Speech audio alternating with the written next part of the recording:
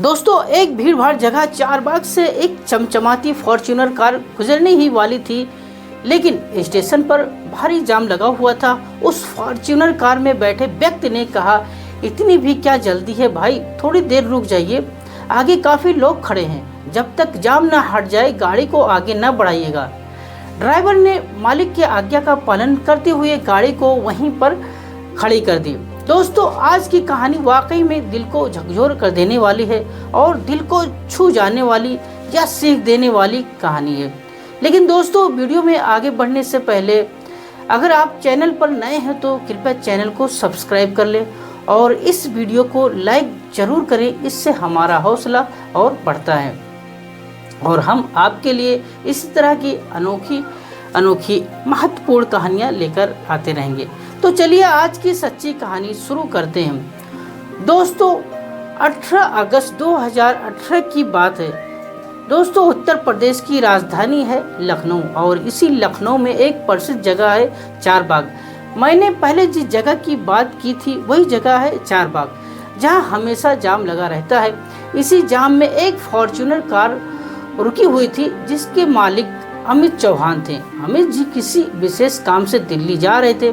अमित चौहान बहुत ही दयालु स्वभाव के व्यक्ति थे। जब उनकी कार रुकी तो उन्होंने देखा कि उनकी गाड़ी के पास 3-4 महिलाएं खड़ी हैं जो बेहद बहुत गंदे और मैले कपड़े पहने हुए थे। तो उन्हें देखकर अमित जी को लगा कि ये महिलाएं भीख मांगने वाली हैं, जैसे अक्सर चौराहे पर देखी जाती हैं। दोस्तों, जैसे ही अमित चौहान का ड्राइवर कार का शीशा नीचे करता है, अमित जी अपनी जेब से हाथ डालते हैं और पर्स निकालकर उसमें से कुछ रुपयों की गड्डी निकालते हुए उन्होंने उन महिलाओं को 1-1 रुपये दे देते हैं। इसी दौरान अमित चौहान ने देखा कि अब जाम खुल गया है तो उन्होंने ड्राइवर से कहा, गाड़ी आगे बढ़ाओ। दोस्तों, जैसे ही गाड़ी आगे बढ़ती है तो अमित चौहान देखते हैं कि उनकी खिड़की के पास एक महिला खड़ी है जो लगातार खिड़की पर हाथ मार रही है और कह रही है, बाबूजी, हमें तो आपने कुछ दिया ही नहीं। अमित चौहान ने जब उसे देखा तो उन्हें ऐसा लगे कि जैसे वो इस महिला को जानते हैं, पहचानते हैं। अमित चौहान तुरंत कार का शीशा नीचे उतारते हैं और वो महिला कार के पास चल कर आती है। अमित चौहान जब उस महिला को पहचानते हैं और हैरानी से पूछते हैं, अरे तुम यहाँ क्या कर रही हो? तब वो महिला सिर झुकाकर कहती है, बाबूजी, आपने मुझे कुछ दिया ही नहीं। अमित की आंखों में एक अजीब सी बेचैनी थी। वो महिला कोई और नहीं बल्कि उनकी पूर्व पत्नी नेहा थी, जिससे उनका तिलक लगभग 3 साल पहले हो चुका था। अमित चौहान ने खुद को संभालते हुए उससे पूछा, नेहा, तुम तो एक अच्छे खासे घराने की लड़की थी। जब तलाक का केस हुआ था तो तुमने मेरे ऊपर लाखों रुपए का जुर्माना भी लगाया था और मैंने वो रकम तुम्हें दी थी। फिर ऐसा क्या हुआ कि आज तुम इस हालत में हो, दर बदर की ठोकरें खा रही हो, सड़कों पर भीख मांग रही हो? तभी नेहा ने एक पल के लिए चुप्पी सा दी और फिर बोली, अमित, मैं आपको सब कुछ बताऊंगी, बस मुझे थोड़ा समय दे दीजिए। अमित ने बिना कुछ और सवाल किए कहा कि ठीक है, तुम मेरी कार में बैठ जाओ। फिर उन्होंने ड्राइवर से कहा, भाई साहब, पीछे का दरवाजा खोलिए। ड्राइवर ने तुरंत दरवाजा खोल दिया और अगले ही क्षण नेहा कार में बैठ गई। जैसे ही नेहा कार में सवार होती है, चौराहे के आसपास मौजूद दुकानदारों की निगाहें उन पर टिक जाती है। वो वहाँ खड़े लोग एक अमीर आदमी और एक गरीब भिखारिन के बीच इस अजीब मुलाकात को देखकर असमंजस में थे। उन्हें शक होने लगा कि कहीं यह व्यक्ति इस महिला को किसी गलत काम के लिए तो नहीं ले जा रहा है। देखते ही देखते वो लोगों की भीड़ इकट्ठा हो गई और सब एक दूसरे से पूछने लगे, क्या हो रहा है? यह अमीर आदमी इस महिला को क्यों लेकर जा रहा है? पूरा बाजार इस रहस्यमय घटना को जानने के लिए उत्सुक हो गया था। दोस्तों, अमित ने जब ये देखा तो उन्होंने ड्राइवर से कहा, चलो यहाँ से निकलो, ज़्यादा रुकना ठीक नहीं होगा।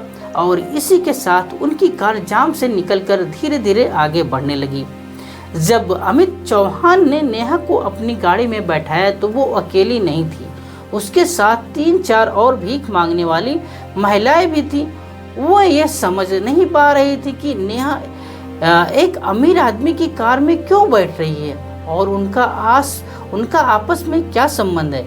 महिलाओं के मन में शक पैदा हो गया और वह आपस में धीरे धीरे चर्चा करने लगी। उनकी बातों ने जल्द ही तूल पकड़ लिया और 1 मिनट के अंदर यह खबर पूरे बाजार में फैल गई कि एक अमीर व्यक्ति किसी भिखारिन महिला को अपनी कार में बैठा कर ले जा रहा है। दोस्तों, बाजार में लोगों की भीड़ जमा हो गई और वे इस दृश्य को समझने की कोशिश करने लगे। कुछ लोग सोच रहे थे कहीं यह महिला किसी अनहोनी शिकार तो नहीं हो रही है।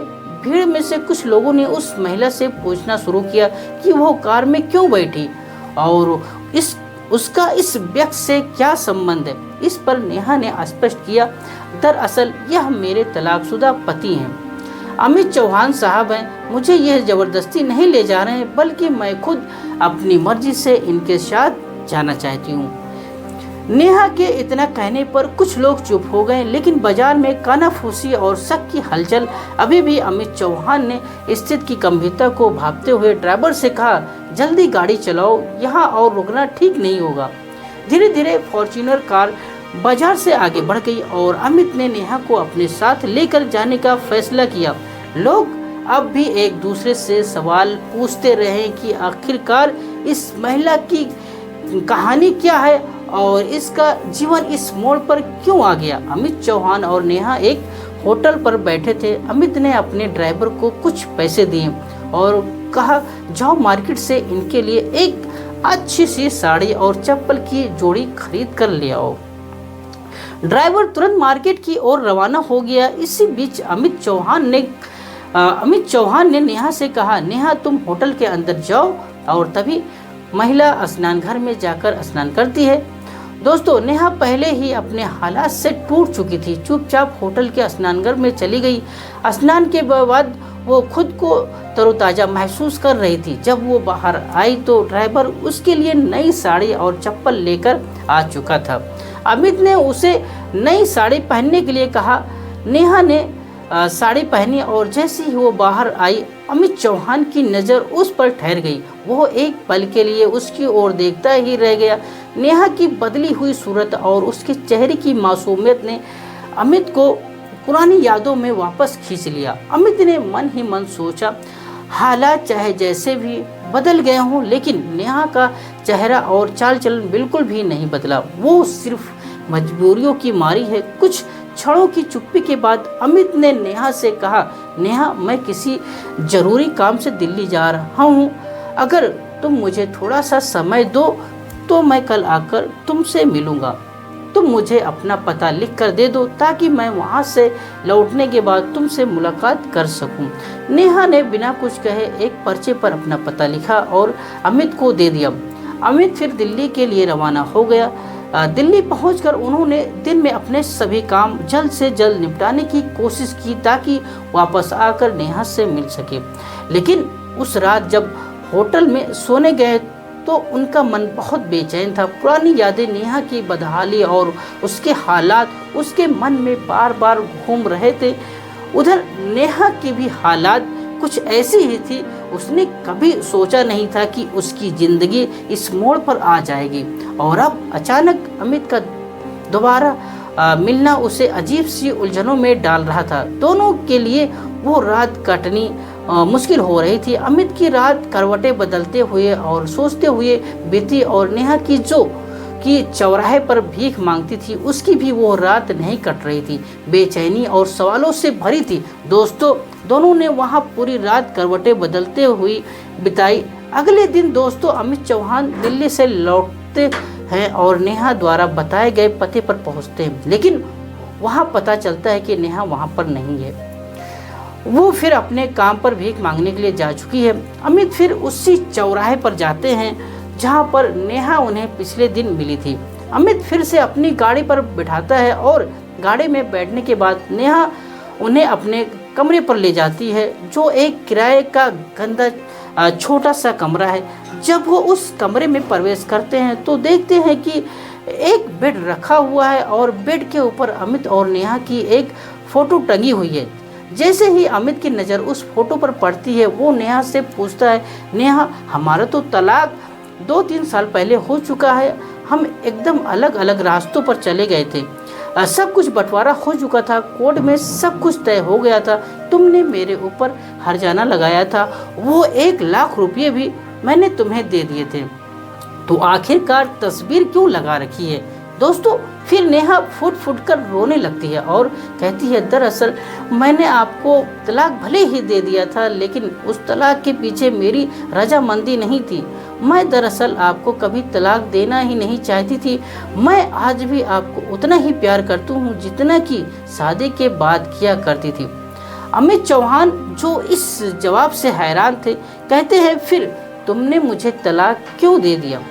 तब वो पूरी कहानी बताती है और कहती है, दरअसल मेरे एक जीजा होते हैं, मेरे पिता और मेरा एक भाई भी है। अमित, तुम एक बड़े बिजनेसमैन थे और तुम्हारे पास बहुत सारी संपत्ति थी। तुम इकलौते बेटे थे और तुम्हारे पास बेहिसाब धन था। जब हमारी शादी हुई थी तो मेरे घर वालों ने तुम्हारे घर का रिश्ता देखने के लिए भेजा था। उन्होंने देखा कि तुम्हारे पास सब कुछ भरा पड़ा है, तुम बहुत बड़े रईस बड़े आदमी हो।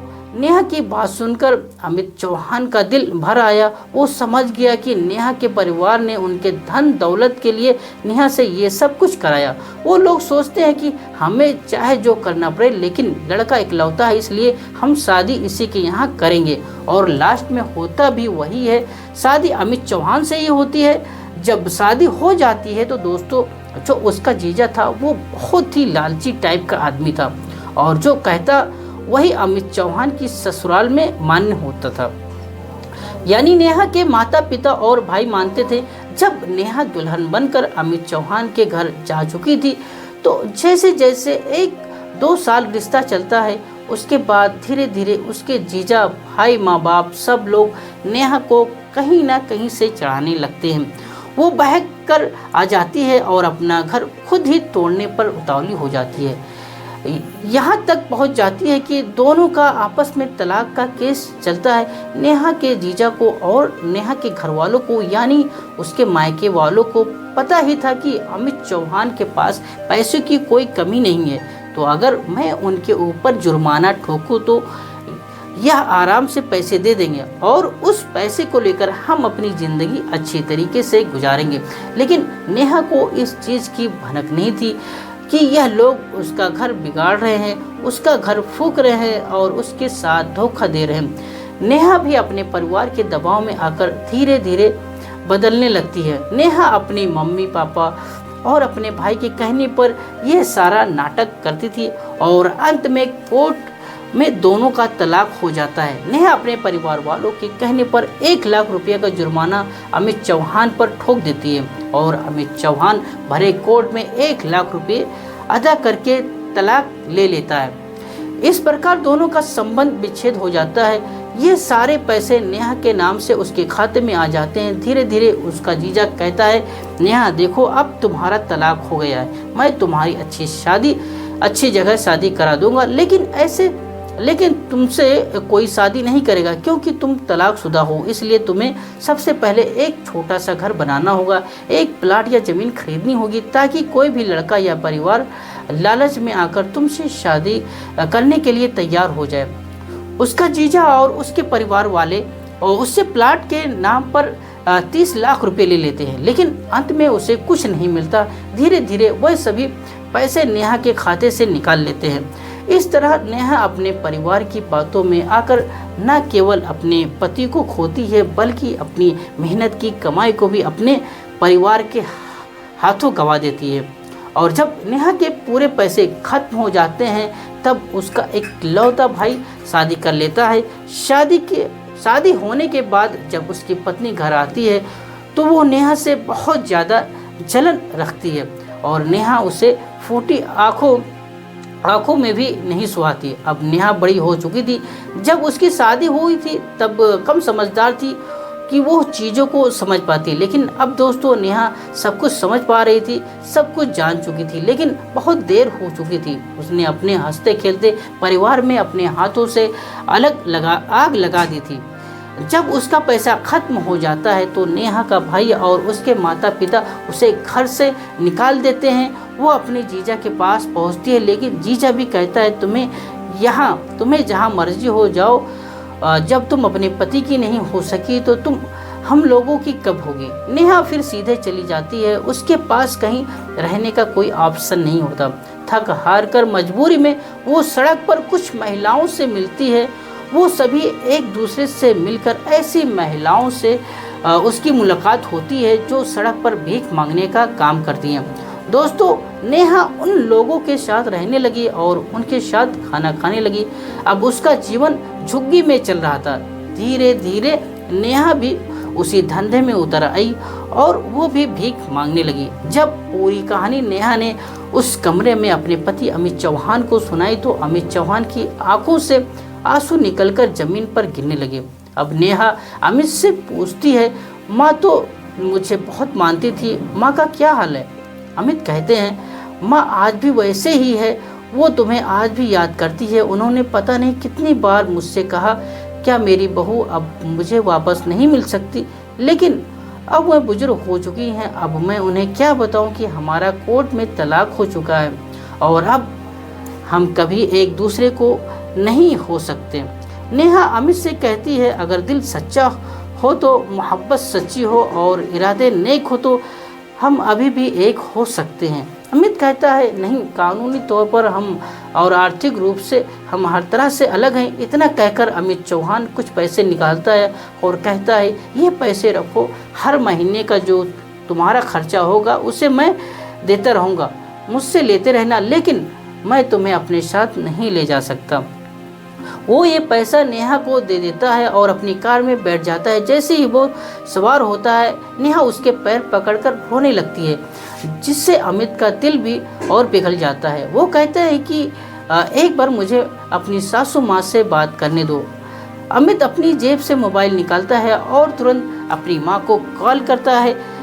माँ, नेहा मिल गई है, नेहा से बात करना है। जैसे ही उसकी माँ यह बात सुनती है, उसकी बहू नेहा आज कितने दिनों बाद उसके बेटे से मिली है। वो तुरंत कहती है, बेटा बात कराओ, मुझे बहुत कुछ बात करनी है। अमित अपने फ़ोन को नेहा के हाथ में देता है। अब सासू और बहू दोनों एक दूसरे से काफ़ी बातें करती हैं। अमित की माँ कहती है, ऐसा करो, तुम बहू को सीधा घर वापस लेकर आओ। तभी अमित अपनी माँ की बातों को टाल नहीं पाता और अमित चौहान, जो अपनी भावनाओं को संभाल नहीं पा रहा था, नेहा को अपने फॉर्च्यूनर कार में बैठाता है और सीधे अपने घर पहुंचता है। दोस्तों, जैसे ही वो घर पहुंचता है, वो देखता है कि उसकी माँ आरती की थाल सजाए अपनी बहू का इंतजार कर रही है। वो अपनी बहू की आरती करती है और दोनों एक दूसरे के गले मिलते हैं। सास और बहू एक दूसरे के साथ रोने लगती हैं। उसके बाद अमित कहता है, माँ, यह वही नेहा है जिसने कोर्ट में मुझसे 1 लाख रुपये का जुर्माना लिया था और मैंने 1 लाख रुपये भरे थे। क्या इस महिला को दोबारा अपने घर में रखना चाहिए? उसकी माँ जवाब देती है, बेटा, अगर सुबह का भूला शाम को घर वापस आ जाए तो उसे भूला नहीं कहते हैं। ये भी एक इंसान है और गलतियाँ हमेशा इंसानों से ही होती है। अगर इसमें कोई गलती हो गई है तो इसे माफ़ कर दीजिए। अमित अब अपनी तलाकशुदा पत्नी नेहा को माफ़ कर देता है। दोस्तों, अमित और नेहा दोनों एक बार फिर अपनी नई जिंदगी की शुरुआत करते हैं और एक साथ बड़े प्यार से रहने लगते हैं। दोस्तों, कभी कभी ज़िंदगी में ऐसे पल आते हैं जब हमारे रिश्ते हमारे अपने ही हमें छोड़ जाते हैं, हमें दर्द देते हैं और हम खुद को अंधकार में घिरा हुआ महसूस करते हैं। ऐसा ही कुछ हुआ अमित और नेहा के साथ। एक समय था जब नेहा ने अमित से अलग होने का निर्णय लिया और कोर्ट में 1 लाख रुपये जुर्माना भी लगाया। लेकिन दोस्तों, यह कहानी सिर्फ अलगाव की नहीं है, ये कहानी पुनर्मिलन की, माफ़ी की और सबसे बड़ी बात इंसानियत की। सोचिए, एक इंसान जिसने अतीत में गलती की, जब वो लौट कर आती है तो हमारे सामने एक सवाल खड़ा होता है, क्या हम उसे माफ़ कर सकते हैं? अमित की माँ ने जिस तरह अपने बेटे को सिखाया वो हमारे लिए एक प्रेरणा है। उन्होंने अगर कहा सुबह का भूला शाम को घर वापस आ जाए तो उसे भूला नहीं कहते। यह वाक्य हमें यह सिखाता है कि हर इंसान गलतियाँ करता है, लेकिन उसे मौका देना हमारा कर्तव्य है। दोस्तों, यह माफ़ करने का गुण, यह दूसरों को समझने का गुण, यही हमारे समाज की असली ताकत है। हम सब इंसान हैं और इंसान होने के नाते गलतियां होना स्वाभाविक है, लेकिन उन गलतियों को सुधारने का और दूसरे को मौका देने का साहस हम में होना चाहिए। इस कहानी में अमित ने अपनी पत्नी नेहा को माफ़ कर दिया, क्योंकि उसने समझा कि एक गलती से कोई बुरा नहीं हो जाता। अमित की माँ ने भी यही संदेश दिया कि किसी को उसकी गलतियों के लिए हमेशा के लिए मत ठुकराओ, बल्कि उसे सुधारने का मौका दो।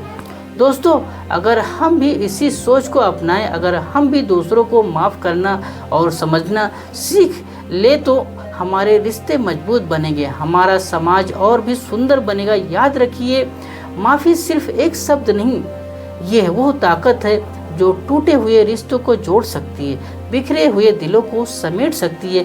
प्यारे दोस्तों, आप क्या कहना चाहेंगे? ऐसे नेहा के घर वालों के बारे में क्या कहना चाहेंगे? अमित की मां के बारे में कमेंट में अपनी राय जरूर बताएं। प्यारे दोस्तों, इस पूरे घटना को सुनाने का उद्देश्य किसी को परेशान करना नहीं है, किसी का दिल दुखाना नहीं है, बल्कि आपको जागरूक करना है, आपको सचेत करना है। अगर आपको ये कहानी सोचने और समझने का एक नज़रिया देती है, तो ऐसी और भी कहानियों के लिए हमारे चैनल को लाइक और सब्सक्राइब जरूर करिए। हम चाहते हैं कि आप अपनी राय भी हमारे साथ साझा करें। कृपया अपनी राय कमेंट बॉक्स में ज़रूर दें। अपना समय देने के लिए दिल से धन्यवाद। हम जल्द ही मिलेंगे एक और कहानी के साथ। जय हिंद, जय भारत।